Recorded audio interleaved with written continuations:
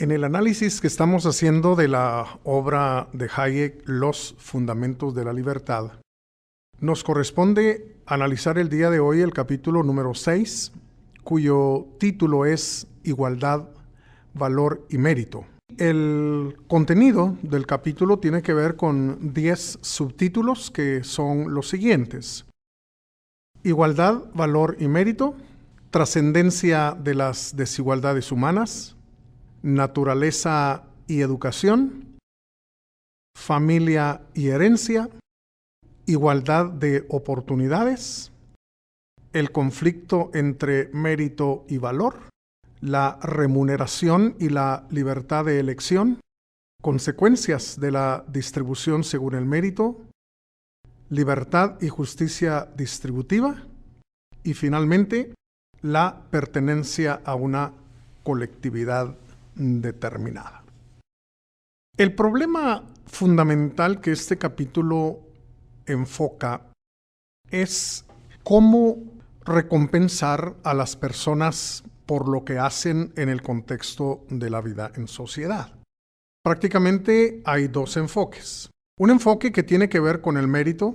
El mérito, recordemos, es lo que se supone que la persona merece. Es decir, es un asunto de merecimiento. Y el otro enfoque tiene que ver con lo que se llama valor. El valor en este caso tiene que ver con la utilidad que los demás le ven a lo que uno hace, a aquello a lo que uno se dedica en el contexto de la vida en sociedad. Son dos enfoques rotundamente diferentes, rotundamente distintos. El autor comienza por señalar que los seres humanos, por mucho que se hable de una igualdad del género humano, en realidad los seres humanos somos completamente desiguales. Tanto desde el punto de vista de la naturaleza, tenemos diferentes dones, diferentes habilidades, diferentes capacidades, pero también desde el punto de vista de la educación. Hay quienes tienen una educación, digamos, mejor que la que tienen otros, o el aprovechamiento que se hace también de la educación es completamente diferente de una persona a otra.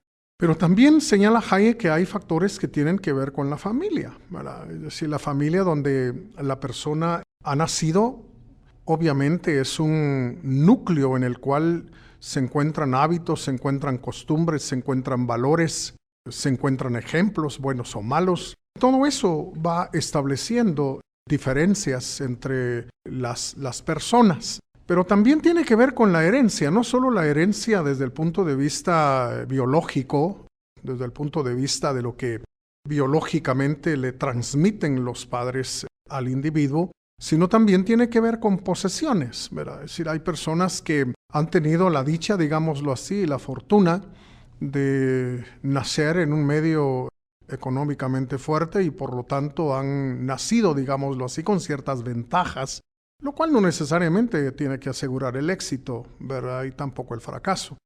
Por el contrario, hay personas que han nacido, digamos, en una cuna humilde, como decimos común y corrientemente, pero que tampoco significa eso que necesariamente vayan a vivir siempre en la pobreza, en la escasez, en situaciones sumamente difíciles, porque definitivamente cada quien hace uso de sus capacidades y de sus habilidades y aprovecha también las oportunidades que se le vayan presentando en la vida. De tal manera que en ese sentido tenemos gente que nació con ventajas, pero que puede terminar su vida en la miseria y al revés. Tenemos muchísimos ejemplos de ayer y de hoy de personas que nacieron en una cuna humilde, en la más grande pobreza y con terribles desventajas, pero que gracias al esfuerzo, gracias a la responsabilidad personal, al ahorro y a todo eso, pues han logrado triunfar desde todo punto de vista en la vida. De tal manera, pues, que la idea hayekiana es que el mérito es un punto, digamos, de vista bastante discutible y también falso. Porque cuando ponemos a pensarnos en lo que las personas merecen, lo que estamos realmente señalando aquí son cuestiones estrictamente subjetivas. Es decir, el merecimiento es una cuestión completamente subjetiva, que lo decide uno o lo decide otra persona por uno, pero tiene que ver con criterios completamente personales y totalmente subjetivos.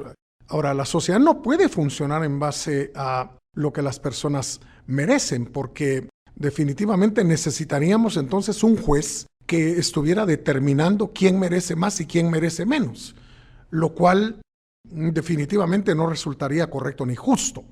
Es mucho mejor, dice el autor, que la sociedad funcione en cuanto a lo que las personas reciben por lo que hacen en base al valor, es decir, en base a la utilidad que los demás le ven a aquello que uno lleva a cabo en el contexto de la vida en sociedad.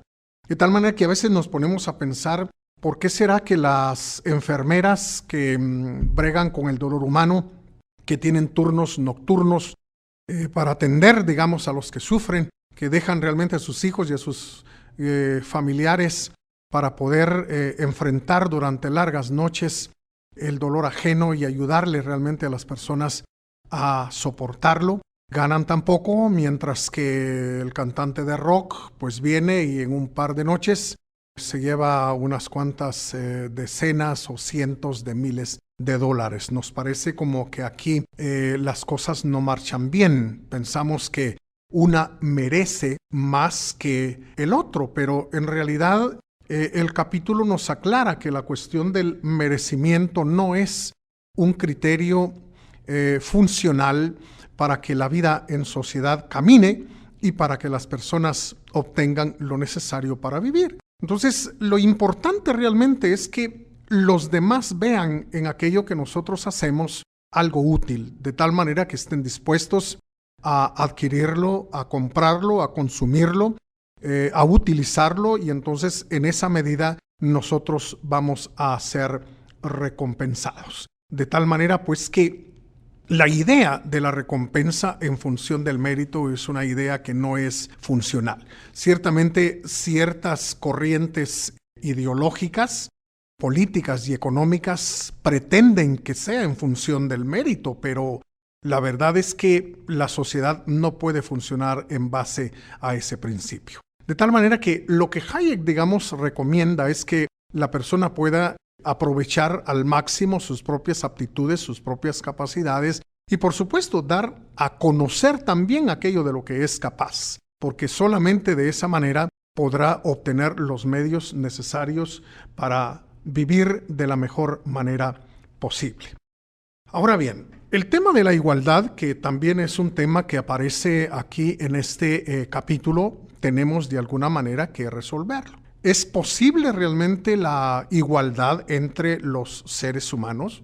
Bueno, muchas cosas se han hecho a favor de procurar una igualdad entre los seres humanos, pero la idea hayekiana es que la única igualdad que es posible entre seres que somos totalmente y diametralmente desiguales es la igualdad de trato, o sea, la igualdad ante la ley. Es la única igualdad posible entre seres desiguales. Ahora, hay una corriente que tiene que ver con lo que se llama justicia distributiva, con la idea de distribuir la riqueza de una manera más equitativa, se suele decir, y poner entonces a todos los seres humanos en igualdad de condiciones materiales. Ahora, Hayek dice que si uno quiere realmente poner a todos los seres humanos en igualdad de condiciones materiales, no va a poder tener igualdad ante la ley, es decir, un Estado de derecho.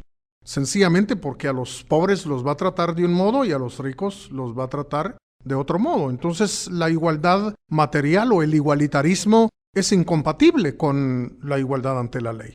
Y por el contrario, si uno quiere realmente la igualdad ante la ley, es decir, tratar a todos los seres humanos por igual ante la ley y con leyes iguales para todos, pues lo que se va a producir es la desigualdad material, porque cada quien hará uso, digamos, de sus habilidades y de sus recursos como lo considere conveniente, y entonces la igualdad ante la ley es también incompatible con la igualdad material. De tal manera, pues, que Hayek nos indica que entre seres completamente desiguales, el ideal es que no haya privilegios ni exclusiones en la sociedad, sino que todos seamos tratados por igual. Ya las condiciones en las cuales realmente lleguemos a vivir y de las cuales lleguemos a disfrutar, pues dependerán de otros factores, de múltiples factores, incluyendo, por supuesto, la suerte. Entonces, el Estado de Derecho e igualdad ante la ley es quizás lo más importante como ideal a perseguir en la sociedad actual.